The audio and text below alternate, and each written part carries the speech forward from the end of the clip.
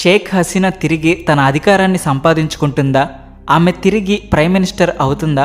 బంగ్లాదేశ్లో జనాల అందరికీ కూడా ఇదే ప్రశ్న ఇప్పుడు కలుగుతూ ఉంది. బంగ్లాదేశ్లో మారుతూ ఉన్న రాజకీయ పరిణామాలు చూస్తూ ఉంటే షేక్ హసీనా తిరిగి అధికారాన్ని సంపాదించుకుంటుందేమోనని అనిపిస్తుంది. ముఖ్యంగా అమెరికాలో బైడెన్ సర్కారు పోయి ట్రంప్ అధికారంలోకి వచ్చిన తర్వాత షేక్ హసీనా యాక్టివ్ అయింది. అవామీ లీగ్ పార్టీ బంగ్లాదేశ్లో ఇప్పుడు ర్యాలీ చేస్తూ ఉంది. ఈ ర్యాలీని చూసి మహమ్మద్ యూనస్ కూడా భయపడిపోయాడు. అతను ఈ ర్యాలీని ఆపడానికి ప్రయత్నిస్తూ ఉన్నాడు. సాధారణంగా ఇస్లామిక్ నిరసనలను ఆ దేశం లైట్ తీసుకుంటుంది. అంటే అల్లర్లను, రాస్తా రోకలను ఆ దేశంలో గవర్నమెంట్ పెద్దగా పట్టించుకోరు. ప్రభుత్వ ఆస్తులు ధ్వంసమైపోతున్నా, ప్రజల ప్రాణాలు పోతూ ఉన్నా సరే ఎవ్వరూ పట్టించుకోరు. అలాంటి దేశంలో ఇప్పుడు అవామీ లీగ్ పార్టీ చేస్తున్న ర్యాలీని మాత్రం అడ్డుకోవడానికి ప్రయత్నాలు జరుగుతూ ఉన్నాయి. తన సీటు కదిలిపోతుందేమోనని మహమ్మద్ యూనస్ భయపడుతూ ఉన్నాడు. అయితే స్టోరీ ఇక్కడితో అయిపోయింది అంటే పొరపాటే. అసలు బంగ్లాదేశ్లో ఏమవుతుంది? షేక్ హసీనా తిరిగి అధికారాన్ని సంపాదించుకుంటుందా? ఇలాంటి వివరాలతో ఈ వీడియో మీ ముందుకు తీసుకువచ్చాము. ఈ వీడియో చివరిదాకా చూడండి. మా ఛానల్ సబ్స్క్రైబ్ చేసుకోకపోతే సబ్స్క్రైబ్ చేసుకోండి. బంగ్లాదేశ్లో రాజకీయంగా ఎన్నో మార్పులు మనము చూస్తూనే ఉన్నాము. ప్రతిరోజు ఏదో ఒక కొత్త షాకింగ్ న్యూస్ బయటపడుతూనే ఉంది. తన గొడ్డలితో తను కూర్చున్న చెట్టునే నరుక్కున్న పిచ్చోడి కథ బంగ్లాదేశ్కి సరిగ్గా సరిపోతుంది. ఇదంతా పక్కన పెడితే యూనస్ ప్రభుత్వం తన అధికారానికి గండిపడుతుందేమోనని అవామీ లీగ్ పార్టీ ర్యాలీని అదుపు చేయడానికి ప్రయత్నిస్తూనే తన కార్యకర్తలను కూడా యాక్టివ్ అవ్వమని పిలుపునిచ్చాడు. దాంతోపాటుగా మాజీ మంత్రులను, రాజకీయ నాయకులను కూడా అరెస్ట్ చేసి జైల్లో పెట్టాడు. ఢాకా నగరంలో ఇప్పుడు ఎక్కడ చూసినా బందోబస్తు కనిపిస్తూ ఉంది. అంతేకాకుండా అవామీ పార్టీ వాళ్ళు ఎక్కడైతే ర్యాలీ చేద్దామని అనుకున్నారో అదే ప్రాంతంలో గవర్నమెంట్ కూడా తమ ర్యాలీని స్టార్ట్ చేయడానికి సిద్ధమైంది. ఇదంతా పక్కన పెడితే షేక్ హసీనా గవర్నమెంట్ టెర్రరిజాన్ని అదుపు చేయడానికి కొన్ని ఇస్లామిక్ పార్టీల మీద బ్యాన్ విధించింది. ఇప్పుడు యూనస్ ప్రభుత్వం ఆ బ్యాన్ తొలగించింది.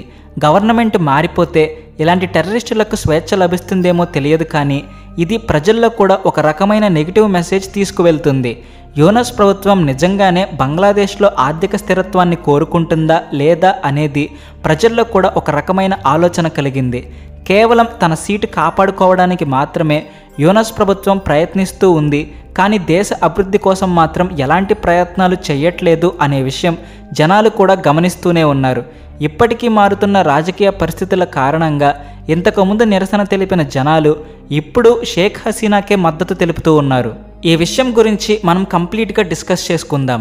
అయితే అంతకంటే ముందు ఈ వీడియోకి ఒక్క లైక్ కొట్టారంటే మరికొంతమందికి ఈ వీడియో చేరుతుంది. మాకు కూడా ఎంతో ప్రోత్సాహకరంగా ఉంటుంది.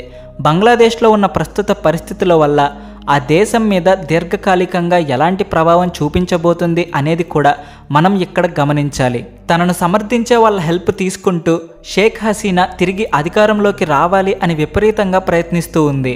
కానీ యూనస్ ప్రభుత్వం చేస్తున్న కొన్ని పనులు ఆమెను బలహీనపరుస్తుందా లేదా అనేది కూడా మనం చూడాలి. ఇక్కడ బంగ్లాదేశ్ యూనస్ ప్రభుత్వం మరొక పెద్ద తప్పు చేస్తూ ఉంది. తమ దేశపు ఇంటర్నల్ అఫైర్స్ వేరే దేశాల చేతుల్లో పెడుతూ ఉంది. ఎప్పుడైనా సరే మనం ఒక విషయం గుర్తుపెట్టుకోవాలి. ఏ దేశ భవిష్యత్తు ఆ దేశమే నిర్ణయించుకోవాలి. బయట దేశాలు మన ఇంటర్నల్ అఫైర్స్లో వేలు పెడితే అది మొదటికే మోసం తెస్తుంది. అవామీ లీగ్ పార్టీకి చెందిన షేక్ హసీనా ర్యాలీని చేయడానికి కారణం కేవలం జనాల కోసమని, వాళ్ళ హక్కులు ఎవరు కాలరాయకుండా పరిరక్షించడానికి మాత్రమే అని చెబుతూ ఉంది. పూర్తిగా ఇస్లాంని మాత్రమే నమ్ముతూ ఇస్లామిక్ భావజాలం కలిగిన కొంతమంది వ్యక్తులను యూనస్ ప్రభుత్వం విడుదల చేసింది. అలాంటి వాళ్లను విడుదల చేయడం చూస్తూ ఉంటే ఆ ప్రభుత్వం ప్రజల కోసం కాదు, కేవలం తమ స్వార్థం కోసం మాత్రమే ఆలోచిస్తూ ఉంది అనే విషయం జనాలకు కూడా అర్థమవుతూ ఉంది. ఇక బంగ్లాదేశ్లో డెమోక్రసీ లేదు అనడానికి నిదర్శనం అవామీ లీగ్ పార్టీ ర్యాలీని బ్యాన్ చేయడమే. అయితే బంగ్లాదేశ్లో మారుతున్న ఈ రాజకీయ పరిస్థితుల్లో కేవలం ఆ దేశంలోనే కాదు, దక్షిణ ఏషియాలోనే పెద్ద ప్రభావాన్ని చూపించబోతుంది. భారతదేశంతో పాటు మిగిలిన దక్షిణ ఏషియా దేశాలు కూడా బంగ్లాదేశ్ మీద ఒక కన్ను వేసి ఉంచాలి. బంగ్లాదేశ్లో ప్రస్తుతం ఉన్న పరిస్థితుల మధ్య ఆ దేశ జనాలు స్వేచ్ఛగా బతకగలరు అని మీకు అనిపిస్తూ ఉందా? అంతేకాకుండా ఇప్పటికే ఆర్థికంగా చితికిపోతున్న బంగ్లాదేశ్ మరింత పేదరికంలోకి జారిపోతుందా అనే విషయం ఆ దేశంలో ఉన్న జనాలు కూడా ఆలోచన చేయడం మొదలుపెట్టారు. ఇంటర్నేషనల్ అఫైర్స్ విషయంలో కూడా బంగ్లాదేశ్లో జరుగుతున్న రాజకీయ పరిస్థితులు ప్రభావం చూపించబోతున్నాయి. భారతదేశం లాంటి దేశాలు కూడా ఈ విషయం మీద శ్రద్ధ పెట్టాల్సి ఉంటుంది. ఇది మన దేశం మీద ఎలాంటి ప్రభావం చూపించబోతుంది అని మనం ఆలోచన చేయాలి. బంగ్లాదేశ్లో రాజకీయంగా ఎన్నో మార్పులు ప్రతిరోజు మనకు కనిపిస్తూనే ఉన్నాయి.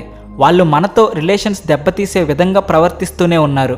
అయితే దీనిని మనం ఒక అవకాశంగా మార్చుకుని మన పురోగతి కోసం ప్రయత్నిస్తామా, లేదా ఇది మన మీద ఏదైనా నెగిటివ్ ఎఫెక్ట్ పడేలా చేస్తుందా అని కూడా మన ప్రభుత్వం సీరియస్గా గమనించాల్సి ఉంటుంది. ఇక యోనస్ ప్రభుత్వం తీసుకున్న నిర్ణయాలు పక్షపాతం చూపిస్తూ ఉన్నాయి. అంటే న్యాయం, చట్టం ప్రజల కోసం అన్నట్టు కాకుండా కేవలం తమ స్వార్థం కోసం మాత్రమే ఆ ప్రభుత్వం నిర్ణయాలు తీసుకుంటూ ఉంది.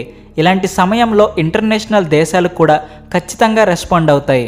ఆ రెస్పాన్స్ నెగిటివ్గా ఉంటుందా లేదా పాజిటివ్గా ఉంటుందా అనేది కూడా బంగ్లాదేశ్ ఆలోచించి ఏదైనా నిర్ణయం తీసుకునేటప్పుడు ఈ విషయాన్ని కూడా దృష్టిలో పెట్టుకోవాలి. ఇప్పటి వరకు అయితే యుఎస్తో సహా మిగిలిన దేశాలన్నీ కూడా కేవలం బంగ్లాదేశ్లో మారుతున్న పరిస్థితులను చూస్తూ ఉంటూ ప్రేక్షక పాత్ర వహిస్తూ ఉన్నాయి. కానీ ఆ దేశపు ఇంటర్నల్ అఫైర్స్లో జోక్యం చేసుకోలేదు. గత కొన్ని సంవత్సరాలుగా బంగ్లాదేశ్ జీడిపి విషయంలో కానీ ఆర్థిక పరిస్థితుల విషయంలో కానీ ఎంతో వేగంగా అభివృద్ధి చెందుతూ ఉంది. ఇంతలో ఎవరి దృష్టి తగిలిందో ఏమో కానీ ఆ దేశంలో రాజకీయంగా ఒక్కసారిగా మార్పులు కనిపించాయి. దాంతో ఆ దేశంతో ట్రేడ్ రిలేషన్స్ పెట్టుకున్న దేశాలు కూడా ముందు వెనక ఆలోచించి నిర్ణయాలు తీసుకుంటూ ఉన్నాయి. ఇప్పుడు బంగ్లాదేశ్ పరిస్థితి మారాలి అంటే ఆ దేశంలో ఉన్న జనాలు మాత్రమే గొంతు విప్పాలి. తమకు జరుగుతున్న అన్యాయాల గురించి వాళ్ళు నిరసనలు తెలపాల్సి ఉంటుంది. కానీ తమ హక్కుల కోసం ఆ జనాలు పోరాటం చేస్తారా లేదా అనేది ఇప్పుడు $1 మిలియన్ ప్రశ్న. ఈ పొలిటికల్ గేమ్లో వాళ్ళు పాములుగా మారకుండా తమ హక్కుల కోసం, తమ భవిష్యత్తు కోసం వాళ్ళు నిలబడినప్పుడు మాత్రమే ఆ దేశంలో పురోగతి కనిపిస్తుంది. బంగ్లాదేశ్లో షేక్ హసీనా తిరిగి అధికారాన్ని సంపాదించుకుంటుందా? అక్కడి ప్రజలు ఆమెకు స్వాగతం పలుకుతారా? వాళ్ళు తమ హక్కుల కోసం పోరాటం చేస్తారా? లేదా బంగ్లాదేశ్లో ప్రస్తుతం ఉన్న రాజకీయ పరిస్థితులు కేవలం 2 రాజకీయ పార్టీల మధ్య జరుగుతూ ఉన్న గొడవలుగానే మిగిలిపోతుందా? ఈ విషయంలో మీ అభిప్రాయాన్ని కామెంట్ సెక్షన్లో చెప్పండి. ఏదేమైనప్పటికీ రానున్న రోజులలో బంగ్లాదేశ్లో పెద్ద మార్పులే కనిపించబోతున్నట్టు మనకి తెలుస్తూనే ఉంది. బంగ్లాదేశ్ ఒక కొత్త రాజకీయ మార్పును స్వాగతిస్తుందా లేదా అనేది కూడా మనం చూడాలి. వీడియో నచ్చితే వెంటనే లైక్ చేసి షేర్ చేయండి. అలాగే మీ ఫ్రెండ్స్ అండ్ ఫ్యామిలీతో ఛానల్కి సబ్స్క్రైబ్ చేయించండి. Thanks for watching.